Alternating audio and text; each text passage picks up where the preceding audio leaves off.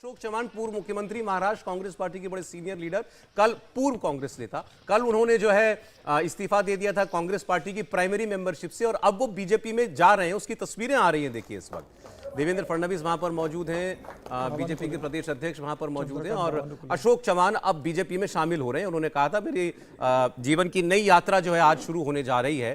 तो दो पीढ़ी का कांग्रेस का रिश्ता है इनका बिल्कुल जो आज टूटा है। पिताजी यशवंतराव चव्हाण महाराष्ट्र के मुख्यमंत्री रहे थे, बड़े कद्दावर नेता थे, इंदिरा गांधी के बड़े करीबी माने जाते हैं और कांग्रेस को स्थापित करने में उनकी बड़ी भूमिका रही थी महाराष्ट्र के अंदर। कांग्रेस छोड़ना, बीजेपी में आना, इसके क्या मायने?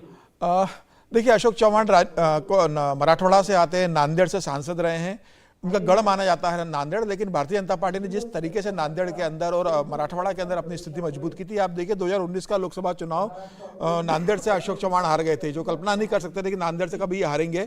अशोक चव्हाण हार गए थे। 2014 में वहां से जीते थे, जब भारतीय कांग्रेस का एक सांसद जीता था तो अशोक चव्हाण ही 2014 में महाराष्ट्र से जीते थे।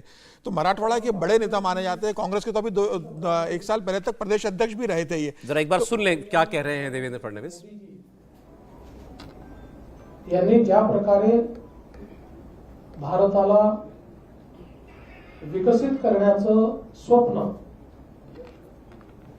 पूर्णत्वाकडे नेण्याचं काम सुरू केलं आणि जो बदल, जे परिवर्तन मराठी में बोल भारतामध्ये दिसायला लागलं, प्रधानमंत्री मोदी ने जो विकसित भारत की शुरुआत के बनाने का निर्णय लिया है, उसी से प्रभावित होकर अशोक चव्हाण पार्टी से जुड़ रहे हैं। और आज चर्चाएं तो ये चल रही हैं कि राज्यसभा की सूची में इनका नाम हो सकता है बीजेपी की।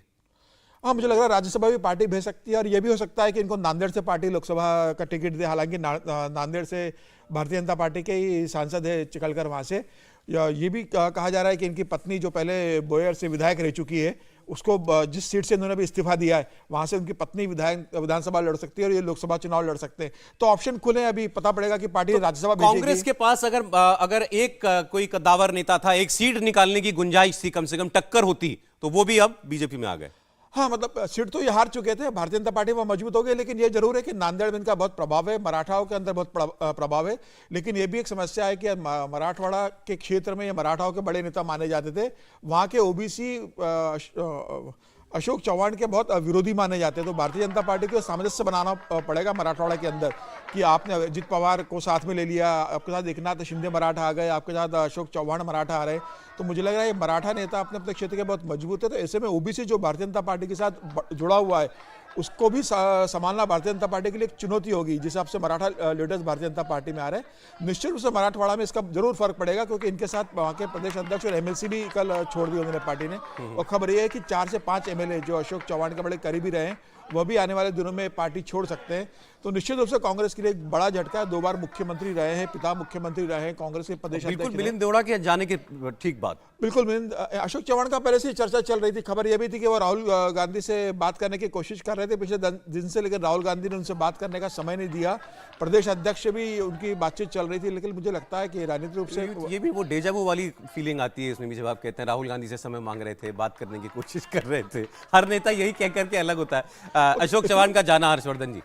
नहीं, देखिए, मुझे लगता है कि भारतीय राजनीति में किसी एक पार्टी में ऐसा निराशा भाव आ गया हो, ये आज तक नहीं दिखा है। संख्या बल का कम होना, ज़्यादा होना, ये राजनीति में होता रहता है। कभी किसी के सांसद कम होते हैं, कभी किसी के विधायक कम होते हैं। लेकिन जो व्यक्ति जिनके मुख्यमंत्री रहते भारतीय जनता पार्टी ने आदर्श घोटाले में बड़ा आंदोलन किया था, इन्हीं के खिलाफ किया था, तो आज ये भी नहीं कह सकते कि आज 20 साल बाद आज इस वजह से कोई एजेंसी के डर से, कोई आंदोलन के डर से, किसी और डर से ये आए होंगे। अशोक चव्हाण एक मजबूत नेता है और पिछली बार भारत जोड़ो यात्रा में बड़ी महत्वपूर्ण भूमिका थी इनकी महाराष्ट्र में। अब सवाल ये कि अब जब भारत जोड़ो न्याय यात्रा अभी जब समापन की ओर पहुंचेगी, तो क्या तब तक कांग्रेस वहां लगभग न्यूनतम की ओर चली जाएगी? मिलिंद देवड़ा जैसे नेता के जाने को आप ये कहकर खारिज कर देते थे कि भाई वो तो मुरली देवड़ा की विरासत भर है, कॉर्पोरेट वाला मसला है, पैसा कौड़ी का मसला है, बस इतना ही है।